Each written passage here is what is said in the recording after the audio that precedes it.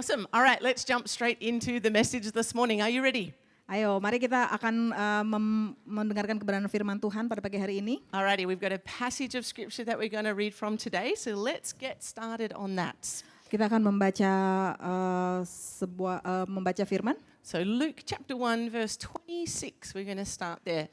In the 6th month of Elizabeth's pregnancy, God sent the angel Gabriel to Nazareth, a town in Galilee, to a virgin pledged to be married to a man named Joseph, a descendant of David. The virgin's name was Mary. The angel went to her and said, "Greetings, you who are highly favored. The Lord is with you."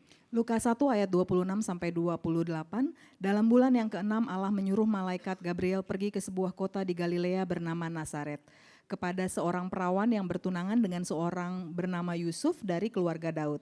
Nama perawan itu Maria. Ketika malaikat itu masuk ke rumah Maria, ia berkata, "Salam, hai engkau yang dikaruniai Tuhan menyertai engkau." And so Mary was greatly troubled at his words and wondered what kind of greeting this might be. But the angel said to her, "Do not be afraid, Mary. You have found favor with God. You will conceive and give birth to a son, and you will call him Jesus. He will be great and will be called the Son of the Most High. The Lord God will give him the throne of his father David, and he will reign over Jacob's descendants forever. His kingdom will never end." Maria terkejut mendengar perkataan itu lalu bertanya di dalam hatinya, "Apakah arti salam itu?" Kata malaikat itu kepadanya, "Jangan takut hai Maria, sebab engkau beroleh kasih karunia di hadapan Allah. Sesungguhnya engkau akan mengandung dan akan melahirkan seorang anak laki-laki dan hendaklah engkau menamai dia Yesus. Ia akan menjadi besar dan akan disebut anak Allah yang maha tinggi, dan Tuhan Allah akan mengaruniakan kepadanya tahta Daud, bapa leluhurnya, dan ia akan menjadi raja atas kaum keturunan Yakub sampai selama-lamanya, dan kerajaannya tidak akan berkesudahan." And how will this be? Mary asked the angel, "Since I am a virgin." Kata Maria kepada malaikat itu, "Bagaimana hal itu mungkin terjadi karena aku belum bersuami?" The angel answered, "The Holy Spirit will come on you, and the power of the Most High will overshadow you. So the Holy One to be born will be called the Son of God. Even Elizabeth, your relative, is going to have a child in her old age, and she who was said to be unable to conceive is in her 6th month. No word from God will ever fail." Jawab malaikat itu kepadanya, "Roh Kudus akan turun atasmu dan kuasa Allah yang maha tinggi akan menaungi engkau, sebab itu anak yang akan kau lahirkan itu akan disebut kudus, anak Allah. Dan sesungguhnya Elisabet sanakmu itu, ia pun sedang mengandung seorang anak laki-laki pada hari tuanya, dan inilah bulan yang ke-6 bagi dia yang disebut mandul itu, sebab bagi Allah tidak ada yang mustahil." "I am the Lord's servant," Mary answered. "May your word to me be fulfilled." Then the angel left her. Kata Maria, "Sesungguhnya aku ini adalah hamba Tuhan, jadilah padaku menurut perkataanmu itu." Lalu malaikat itu meninggalkan dia. So now, we've just started reading the Christmas story, or what we know as the Christmas story. Oke, jadi apa yang baru kita baca adalah bagian pertama dari cerita Natal. And I think we could all agree, the Christmas story is rather extraordinary, isn't it? Dan saya yakin kita semua setuju bahwa cerita ini sangat spesial. We are introduced here to the one that is chosen by God to be the mother of Jesus. Di sini kita melihat, kita dikenalkan kepada satu tokoh yang sudah dipilih oleh Tuhan untuk menjadi untuk menjadi ibunya Yesus. What a privilege. Sungguh suatu kehormatan. What an honor. Sungguh suatu kehormatan yang untuk Maria. And what an almighty responsibility. Dan responsibility dan tanggung jawab yang teramat sangat Now besar. notice here that Mary is not chosen because she's already got 10 kids and she's like a seasoned mother and professional mother already. Dan kita bisa lihat di sini Maria tidak dipilih karena dia sudah punya pengalaman, punya 10 anak sebelumnya. Mary is from humble circumstances. Maria datang dari latar belakang yang sangat sederhana. She's not from royal lineage. Dia bukan keturunan ningrat, She doesn't have a mansion with 5 butlers and a personal chef. dia bukan seseorang yang hidup di istana dan punya 5 pelayan pribadi dan juru masak pribadi. She's a young teenage girl. Dia hanyalah seorang remaja, A virgin pledged to marry Joseph. seorang perawan yang sudah akan menikah kepada Yusuf. And so this angel comes and visits Mary Dan malaikat ini datang dan mengunjungi Maria and gives her the most outstanding news dan menyampaikan berita yang teramat sangat mengagetkan. that she is chosen to be the mother of Jesus. Bahwa dia akan menjadi ibu dari Yesus. And so then the angel goes on and declares and starts promising this is who Jesus is going to be. This is the authority that he's going to have. Dan pada saat malaikat Tuhan datang menghampiri Maria, malaikat ini menyampaikan dan mendeklarasikan siapa sih Yesus dan bagaimana masa depan Yesus, apa yang akan terjadi pada Yesus. And I love the last line that that angel says. Dan saya sangat menyukai kalimat terakhir yang dikatakan oleh malaikat ini. So powerful. For no word from God will ever fail. Kalimat yang dia sampaikan adalah sebab bagi Allah tidak ada yang mustahil. You know, the birth of Jesus is the fulfillment of prophecies, promises from God, like these written in Isaiah, given 600 years before they came to pass. Jadi kelahiran Yesus ini adalah penggenapan suatu nubuat yang sudah dinubuatkan 600 tahun sebelumnya, seperti tertulis dalam kitab Yesaya. Isaiah 7 verse 14, therefore the Lord himself will give you a sign. The virgin will conceive and give birth to a son and will call him Emmanuel. Dalam Yesaya 7 ayat 14 dikatakan, sebab itu Tuhan sendirilah yang akan memberikan kepadamu suatu pertanda. Sesungguhnya seorang perempuan muda mengandung dan akan melahirkan seorang anak laki-laki dan ia akan menamakan dia Immanuel. Isaiah 9 verse 6, for unto us a child is born, unto us a son is given. The government will be on his shoulders and he will be called Wonderful Counselor, Mighty God, Everlasting Father and Prince of Peace. Yesaya 9 ayat 5, di dalam Yesaya 9 ayat 5 dikatakan, sebab seorang anak telah lahir untuk kita, seorang putra telah diberikan untuk kita, lambang pemerintahan ada di atas bahunya dan namanya disebutkan orang, penasehat ajaib, Allah yang perkasa, Bapa yang kekal, Raja damai. And if we look at Jesus' life and ministry, actually there were over 300 prophecies given about his life. Jadi kalau kita lihat kehidupan Yesus dan pelayanannya, sebenarnya selama perjalanan itu ada kurang lebih 300 nubuat. And these 300 prophecies came to pass. Dan kesemuanya ini 300-nya ini pada akhirnya digenapi janjinya. A scholar looked at the probability that this one man Jesus could have even fulfilled 8 of the 300 prophecies. Jadi ada seorang ahli matematika, dia meneliti ada probabilitas bahwa ada 1 dibanding So 8. jadi ada probabilitas bahwa Yesus itu menggenapi dari mulai 8 sampai 300 nubuat. And so he found that the probability of one man fulfilling only just 8 of these prophecies, we're going to learn a new word in church today. It's 1 in 100 quintillion. Jadi probabilitasnya dalam penggenapan 8 nubuat itu adalah 1 berbanding 1 quintillion. So that is a 1 with 28 zeros after it. Itu adalah satu kesatuan yang isinya 8 angka nolnya itu ada 8 di belakangnya.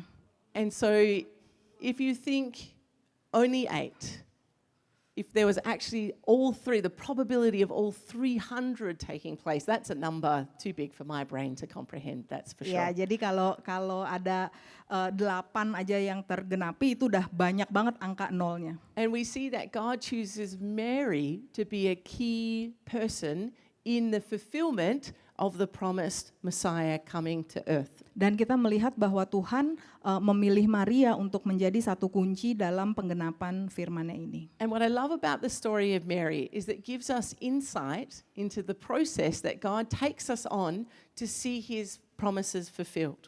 Dan salah satu hal yang saya sukai dari cerita Maria ini adalah memberikan kita, memperlihatkan kepada kita bagaimana sih prosesnya itu. Okay, number 1. God is faithful to fulfill what he has promised. We can trust him at his word. Jadi yang pertama adalah Tuhan Yesus itu setia pada janji-janjinya dan dia pasti akan menggenapi janjinya bagi kita. There are many things that can fail us in life. Many things that can fail us, Leili. Iya, banyak hal dalam hidup kita yang bisa tidak terjadi sesuai dengan keinginan kita, Some gagal. failures are inconvenient. banyak hal juga yang sangat tidak nyaman. like the AC not working on a hot day. Contohnya dalam keseharian kita mungkin AC nggak bekerja dengan baik, Oh, padahal hari itu sangat panas. Your rain jacket having a hole in it. Atau saat hujan kita naik motor udah pakai jas hujan, taunya bolong. Some failures can be inconvenient for many people, Dan ada banyak hal yang nggak nyaman untuk banyak orang. like a truck breaking down going up the hill on Jalan Uluwatu, Contohnya causing hour-long delays. beberapa waktu belakangan ini sering sekali terjadi di Jalan Uluwatu Raya, ada truk-truk yang mogok sehingga kita yang mau punya kepentingan lain kita harus nunggu. I had a theory we should introduce a fining system so that if they get stuck, then they get fined like lots of money, and then hopefully that anyway. Don't do it, but all good. So some failures are inconvenient. Ya, kegagalan, ketidaknyamanan. Other failures, if we think about people who have failed us in life, can actually deeply hurt us. Dan kalau kita memikirkan hal itu untuk diri kita sendiri yang terjadi pada kita pribadi, itu bisa menyakiti kita. And life is full of people maybe not meeting our expectations. Dan hidup juga penuh dengan kejadian di mana orang lain tidak sesuai dengan keinginan kita. But this is God's promise to us, Tetapi apa yang kita bicarakan di sini adalah janji Tuhan terhadap kita. that no word from God will ever fail. Bahwa tidak ada satupun janjinya yang gagal. It's such an amazing truth that if we could take a hold of it, imagine how strong our faith could be. Even as we're going through the hardships and the trials, we're like, no word from God is going to fail. Dan kalau kita renungkan kalimat ini adalah salah satu kalimat yang teramat sangat punya power ya, bahwa semua janji Tuhan di dalam hidup kita akan digenapi. And so the angel speaks these words, no word from God will ever fail. And then Mary responds with, may your word to me be fulfilled. Jadi pada saat malaikat menyampaikan kepada Maria bahwa tidak ada kata-kata Tuhan atau janji Tuhan yang akan gagal, Maria merespons dengan berkata, jadilah padaku menurut perkataanmu itu. And what I love is that God doesn't just tell Mary just this one time. Dan yang saya sukai adalah bahwa Tuhan tidak hanya berkata satu kali kepada Maria. But we see time and time again that God speaks to Mary about the significance of the son that she is bearing. Tuhan menyampaikan kepada Maria berulang-ulang tentang anaknya yang akan dilahirkannya. As the story continues, we see that the shepherds, they see an angel and they're told of the Savior's birth. Jadi kita tahu dalam cerita Natal kita melihat Of the Savior's birth, they're told. ya kita melihat bahwa gembala juga diceritakan oleh Tuhan mengenai kelahiran bayi Yesus. And the shepherds came to meet Joseph and Mary. Dan para gembala ini datang menemui Maria dan Yusuf. And they spread the word concerning what had been told to them about this child. Dan mereka menyampaikan kepada Maria dan Yusuf tentang apa yang telah mereka dengar mengenai bayi Yesus. And I love this in Luke chapter 2 verse 19. It says, Mary treasured up all these things that the shepherds had said and pondered them in her heart. Dan ada cerita di Lukas 2 ayat 17 ketika mereka melihatnya dan memberitahukan apa yang dikatakan kepada mereka tentang anak itu, dan semua orang yang mendengarnya heran tentang apa yang dikatakan gembala-gembala itu kepada mereka. Tetapi Maria menyimpan segala perkara itu di dalam hatinya dan merenungkannya. And so here God is reminding Mary in the midst of the pui nappies. Jadi di sini kita melihat Tuhan mengingatkan Maria. Case in point, that's what babies do. Tuhan mengingatkan Maria di tengah-tengah kesibukan mengurus bayi. In the midst of the sleep deprivation of staying up in the night feeding baby Jesus. Di tengah-tengah kurang tidur karena harus memberi makan bayi Yesus. God was reminding Mary that this was no ordinary child. Tuhan mengingatkan Maria bahwa anak ini adalah anak yang spesial. That he was indeed the Son of God. Bahwa Yesus adalah anak Tuhan. And God is gracious to each one of us. Dan Tuhan sangat baik terhadap kita semua. To remind us that the promises that he's given you, that they are true and dependable. Bahwa janji-janji yang Tuhan sudah berikan kepada kita masing-masing adalah janji yang benar dan dapat kita andalkan. Okay, key number 2. Sometimes God's timing is not our timing. Kunci yang kedua adalah kadang-kadang waktu Tuhan bukanlah waktu kita. Actually, we're just going to cross out sometimes. Because actually, it's more true if we say God's timing is not our timing. Tapi kita akan melupakan kalimat sometimes ya, kadang-kadang.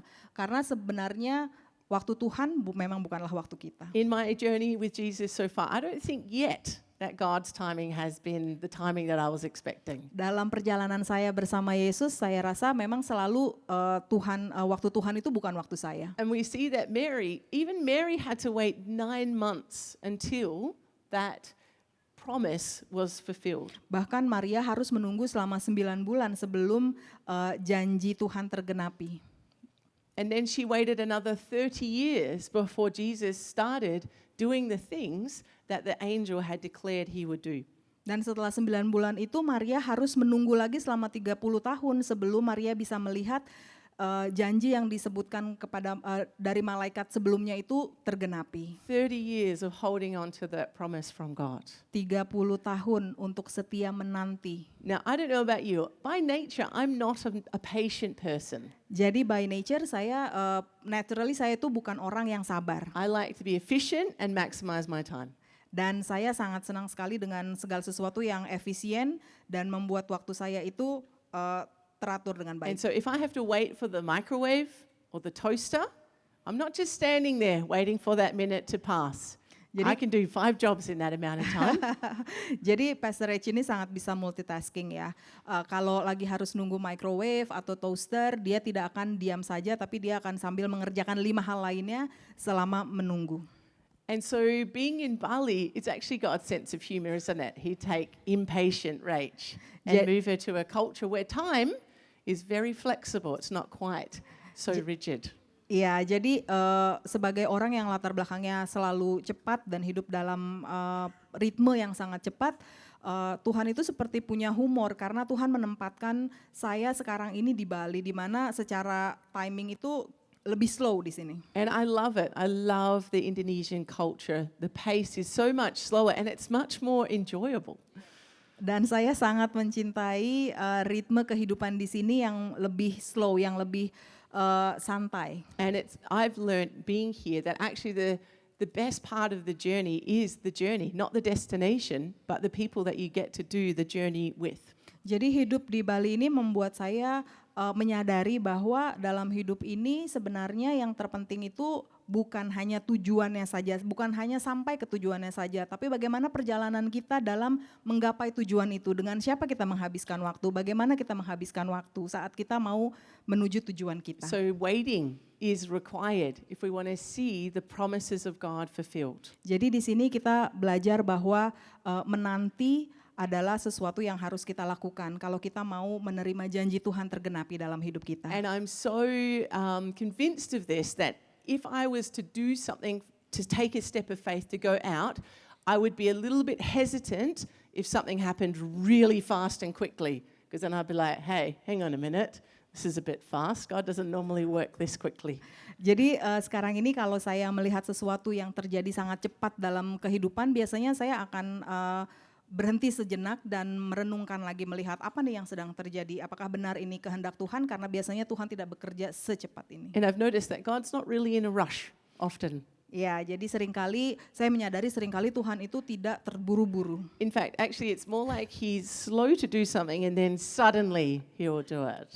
So it's like he's not rushing but then suddenly things will happen. Jadi yang saya sadari adalah biasanya Tuhan akan membuat kita menunggu beberapa lama, dan tiba-tiba sesuatu terjadi dalam hidup kita. Yes, all good. And so I've experienced that in my own life, the promise of wanting to be married and have children, that was a long journey. I waited a decade. I wanted to be married by the time I was 25, Layli. 25 came and went, and I wasn't married. And actually I got married when I was 35. So there was a decade of a process that God led me on. Sebenarnya hal ini juga terjadi dalam kehidupan pribadi saya. Saya adalah seseorang yang punya cita-cita untuk menikah di umur 25.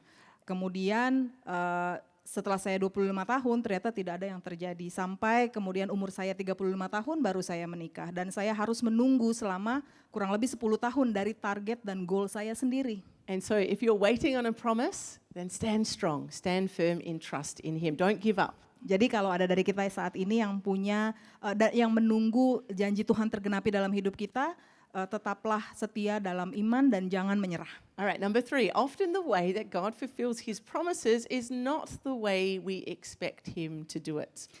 Yang ketiga adalah seringkali caranya Tuhan menggenapi janjinya tidak sesuai dengan cara yang kita inginkan untuk hal itu terjadi. God's thoughts are not our thoughts, Pikiran Tuhan bukanlah pikiran kita. and his ways are not our ways. Dan jalannya bukan jalan kita. And I'm sure if we could do an interview with Mary at the end of her life, Saya yakin kalau kita melakukan interview dengan Maria di akhir hidupnya, and we asked her, did your life go the way that you expected? Maria, hidup kamu tuh sebenarnya sesuai gak sih dengan jalan yang sudah kamu rancangkan sendiri? She would have answered, yeah, not really.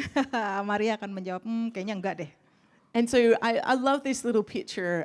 It just reminds me of this concept. Can we put that one up? Thanks, guys. Jadi ada satu gambar ilustrasi yang mengingatkan saya untuk tentang konsep ini. It perfectly describes, we have a plan. We think that plan is straight and easy. But actually, God's plan involves a lot more layers, valleys, mountaintops, extreme skiing, apparently, water, Ya, rain. jadi ilustrasi rock ini benar-benar climbing. menggambarkan bagaimana manusia ya punya harapan.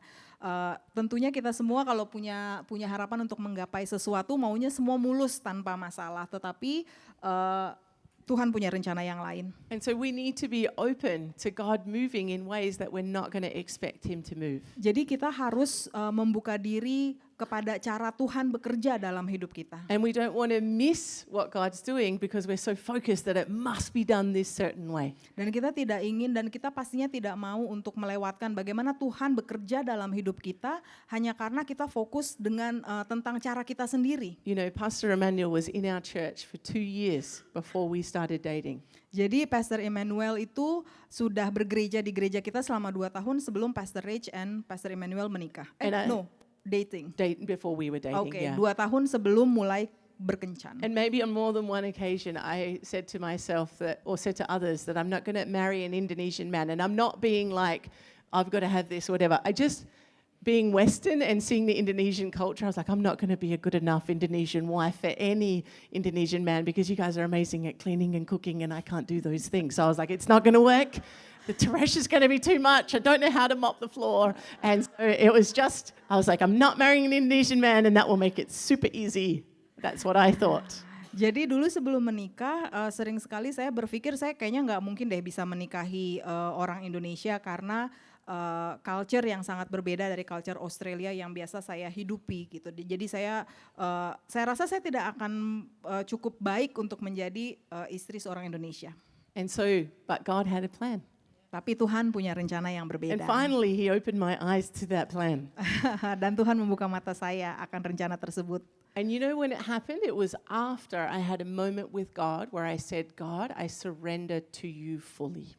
Dan hal ini terjadi adalah saat setelah saya punya satu momen tersendiri dengan Tuhan di mana saya berkata kepada Tuhan, Tuhan saya berserah seluruhnya, sepenuhnya kepada Tuhan. And as I said yes to his ways, Dan saat saya menyatakan, ya Tuhan terjadilah kehendak-Mu terhadap diriku, he was able to fulfill the promises that he had given me about being married and having children. dan Tuhan bisa menggenapi firman-Nya kepada saya, janjinya kepada saya untuk menikah suatu hari All right, nanti. number 4. We can expect, this is a tough one, but we'll take it because we want to be strong in our faith. Oke, yang keempat agak sulit, tapi kita pasti bisa melakukannya. We can expect to face trials and hardships as well as miracles, signs, and wonders along the journey of seeing the promise fulfilled.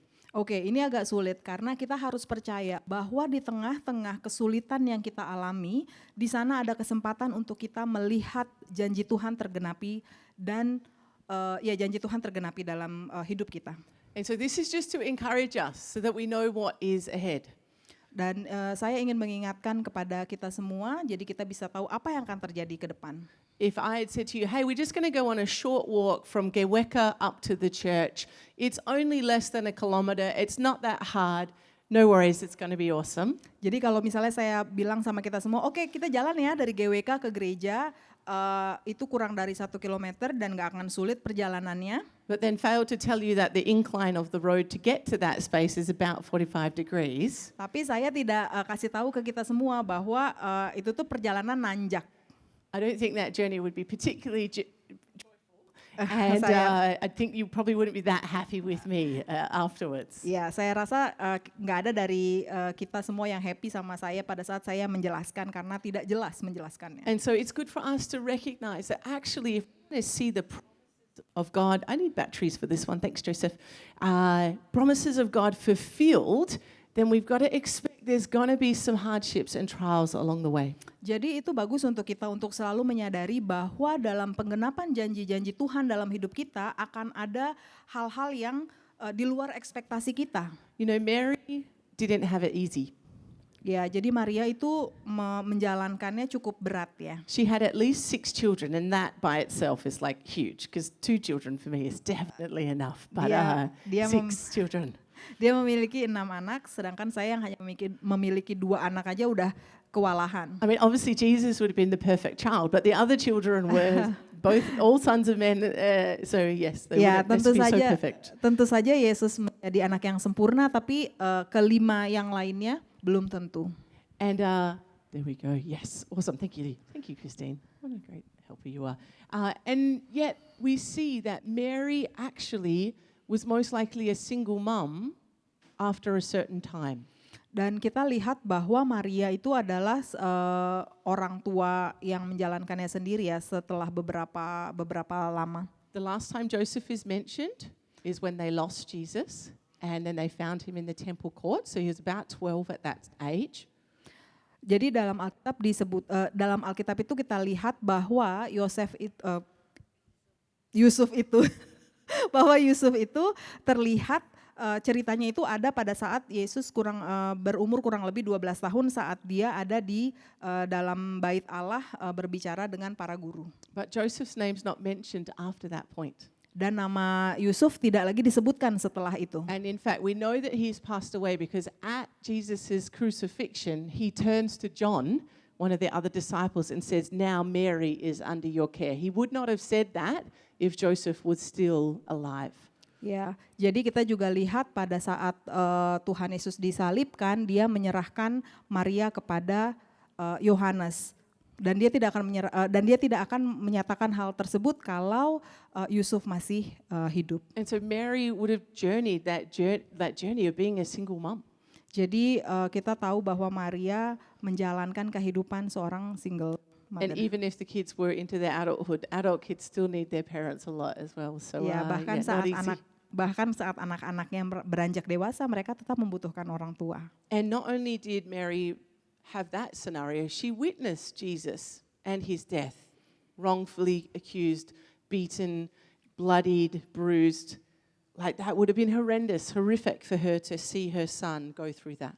Ya, jadi di Alkitab juga disebutkan bahwa Maria melihat Yesus pada saat disalibkan. But Jadi, ya sebagai orang tua itu pasti sangat menyakitkan ya. But we know that as we have to face hardships and trials, that God can do miraculous signs and wonders and healings and deliverances and provision in our lives. Ya, tapi kita percaya bahwa bahkan di tengah-tengah kesulitan yang kita alami, Tuhan sanggup untuk menghadirkan dan menggenapi janji-janjinya di dalam hidup kita. And of course, Mary got to witness Jesus' resurrection. Dan tentu saja Maria menyaksikan kebangkitan Yesus. And so, number 5. Dan yang kelima, Waiting is part of God's work of transformation and gives us an opportunity to know God in a deeper way. jadi penantian adalah bagian dari pekerjaan Yesus saat mentransformasi kita sebagai manusia. Dan sebenarnya dalam penantian itu adalah satu momen di mana kita bisa mengenal Yesus lebih dalam lagi. You know, Jesus' first miracle was turning water into wine. Jadi jadi keajaiban pertama yang Tuhan Yesus lakukan adalah mengubah air menjadi anggur. And Jesus had said to his mother Mary, basically he'd said, I can't do this. This is not the time for me to do any miracles in this situation. Jadi Yesus berkata kepada Maria saat itu, ini belum waktuku untuk melakukannya. But I love it. Mary's like the mum. She's like, I know better, son. And he's like, doesn't even respond to that. He's like, servants, whatever he says, you just do that. Ya, tetapi responsnya Maria sebagai seorang ibu, dia menyatakan, saya tahu kamu bisa melakukannya sekarang. God was using that relationship, that place of intimacy with Jesus that Mary had. Jadi Tuhan, kita melihat Tuhan menggunakan relationship dan hubungan Maria yang intim dengan Tuhan. Or that God was using the waiting to bring about that deep relationship.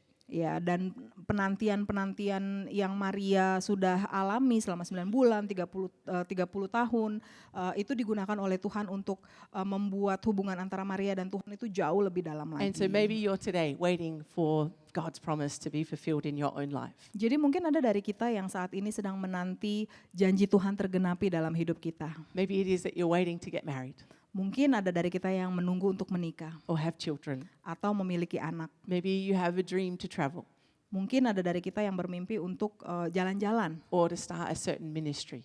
atau memulai pelayanan. Maybe God's given you promises about the future. Mungkin Tuhan sudah memberikan janji kepada kita tentang masa depan.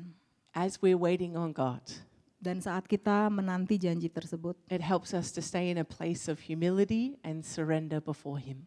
itu memberikan kesempatan kepada kita dan menempatkan kita di tempat di mana kita harus berserah. And whilst we're waiting, we're being shaped, we're being transformed. Dan saat kita menunggu, saat itulah Tuhan membentuk karakter kita. So that we can know God in a deeper way.